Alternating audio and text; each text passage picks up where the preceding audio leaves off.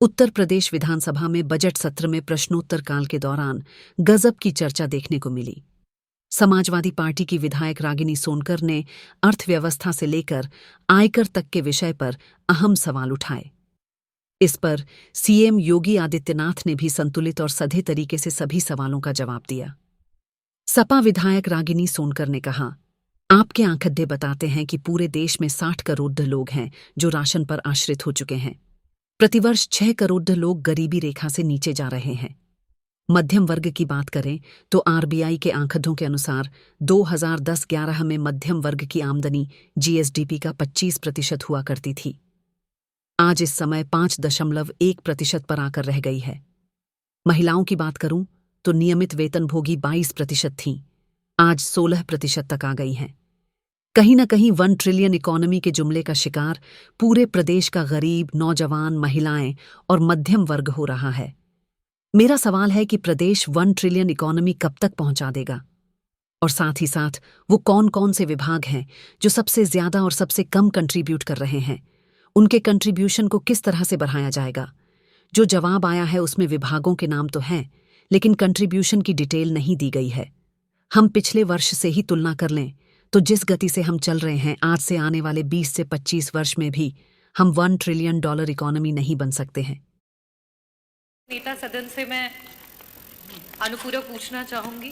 अनुपूरक नहीं पूछे, कोई अध्यक्ष जी रिक्वेस्ट 1 ट्रिलियन इकोनॉमी का दावा कर रहे हैं और साथ ही साथ जो आपने आंकड़े दिए सिर्फ और सिर्फ विभागों के नाम रहे। नेता सदन, मैं आपसे अनुरोध करना चाहूंगी कि मेरा प्रश्न भी यही था और मैं उसे अनुपूरक के रूप में वापस से आपके सामने लाना चाहूंगी कि जिन जिन विभागों, जिसमें कि मैंने जो खुद जानकारी ली है, एग्रीकल्चरल डिपार्टमेंट, एम्प्लॉयमेंट और सर्विसेज के लिए और इंडस्ट्रीज, इन डिपार्टमेंट्स का सबसे ज्यादा योगदान होना चाहिए हमारे अर्थव्यवस्था को 1 ट्रिलियन इकोनॉमी में ले जाने के लिए। और आज वर्तमान की स्थिति में ये सब अपने अपनी जगह से 4-4 टाइम्स जब ज्यादा काम करेंगे, ज्यादा ग्रोथ को देंगे, तब जाकर के हम वहां तक पहुंच पाएंगे। लेकिन कहीं पे भी आपके उत्तर में ये नहीं आया कि 2023-24 से 2024-25 में हमने इन विभागों में कितनी इंप्रूवमेंट लेकर के आए हैं कि हम 2029 तक 1 ट्रिलियन इकोनॉमी पहुंच जाए। और साथ ही साथ नेता सदन, मैं आपसे अनुरोध करना चाहूंगी कि 1 ट्रिलियन इकोनॉमी की होड़ में जो हमारा मिडिल क्लास का पॉकेट है, और ये डेटा में आरबीआई का मैंने यहाँ पे रखा है कि आज मिडिल क्लास की पॉकेट 25% से आकर के जीएसडीपी का 5% पे आ चुकी है। उन परिवारों के लिए सरकार अपने ग्रोथ रेट में कैसे काम कर रही है, उस मिडिल क्लास को इसमें कैसे बचाएगी? बस ये 2 प्रश्न हैं, मैं अनुरोध करूंगी कि आप जवाब दें। मुझे लगता है उनको तथ्यों की जानकारी होनी चाहिए कि उत्तर प्रदेश ने $1 ट्रिलियन की इकोनॉमी बनाने के लक्ष्य को रखा है और भारत 3 नहीं बल्कि $5 ट्रिलियन की इकोनॉमी बनने के दिशा में अग्रसर हुआ है।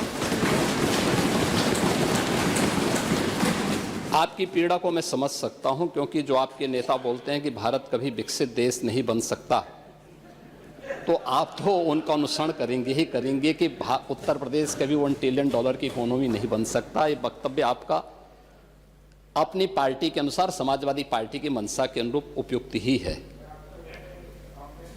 लेकिन भारत आज दुनिया की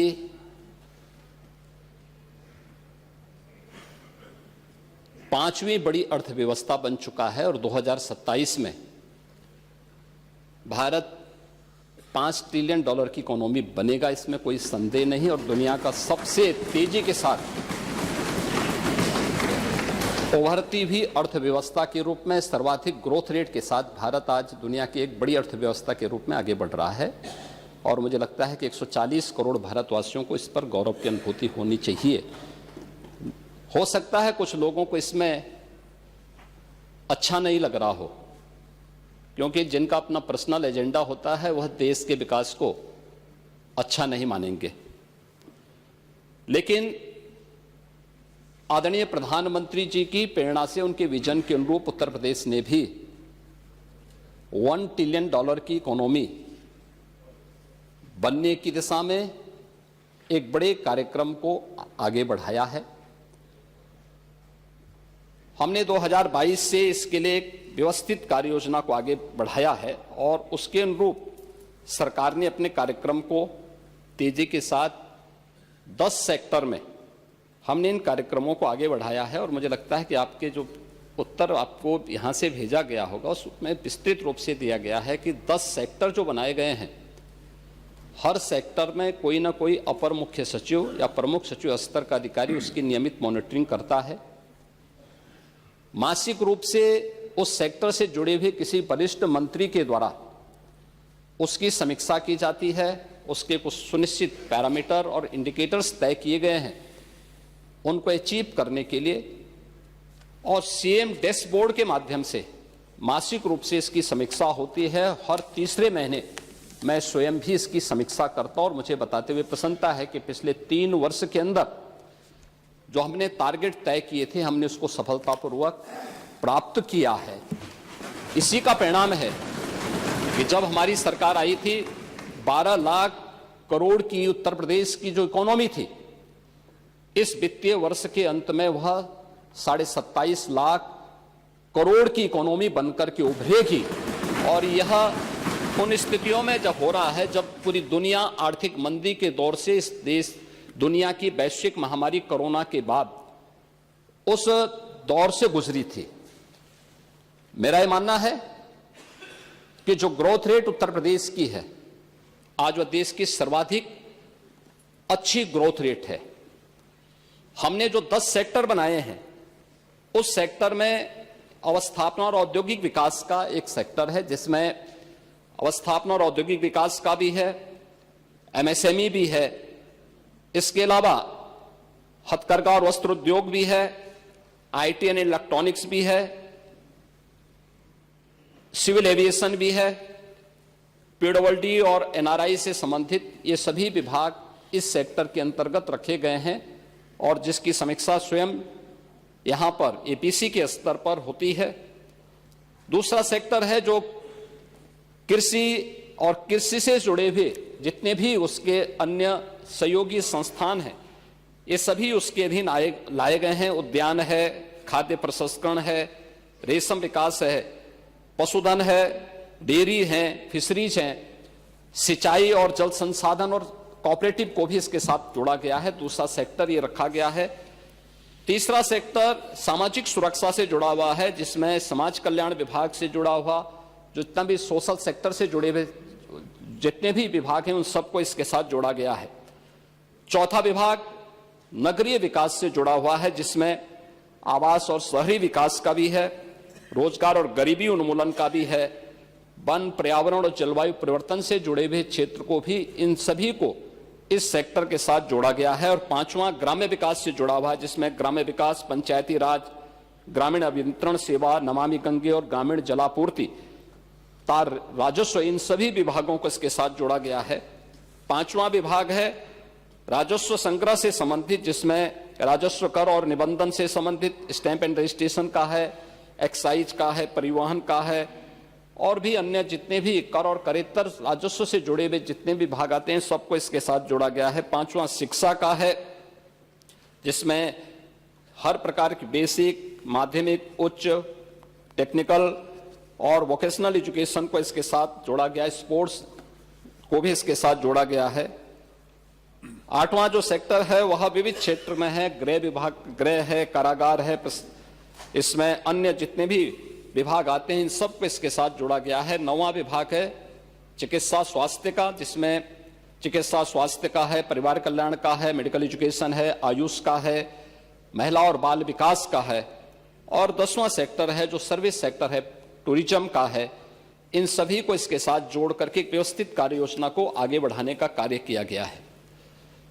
हम सबको इस पर गौरव की अनुभूति करनी चाहिए कि प्रधानमंत्री मोदी जी के नेतृत्व में 10 वर्ष में इस देश ने 25 करोड़ लोगों को गरीबी रेखा से उभारने में सफलता प्राप्त की है। और पिछले 8 वर्ष में हमारी सरकार ने 6 करोड़ से अधिक लोगों को गरीबी रेखा से ऊपर उठाने में सफलता प्राप्त की है।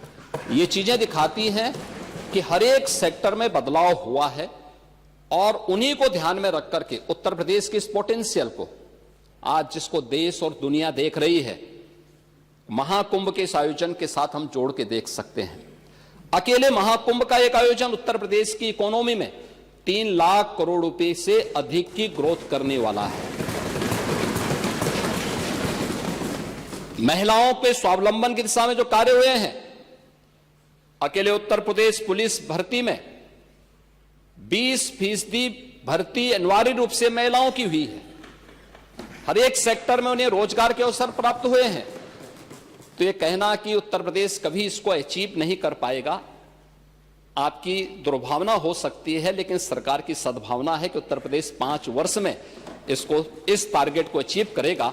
और 2029 में जिस उत्तर प्रदेश के इस संसाधनों से भरपूर उत्तर प्रदेश को प्रकृति और परमात्मा की कृपा से ओतप्रोत इस उत्तर प्रदेश को, जिसको आप लोगों ने, समाजवादी पार्टी की सरकार ने और विपक्षी दलों की सरकार ने देश के बीमारू राज्यों की श्रेणी में खड़ा कर दिया था, देश की 6ठी 7वीं अर्थव्यवस्था के रूप में खड़ा किया था, पिछले 8 वर्ष की डबल इंजन सरकार के प्रयास से दूसरी बड़ी अर्थव्यवस्था बना है। और 29 में उत्तर प्रदेश $1 ट्रिलियन की इकोनॉमी भी बनेगा और देश की सबसे बड़ी अर्थव्यवस्था भी बनेगा। इस बात के लिए मैं पूरे सदन को आश्वस्त करता हूं।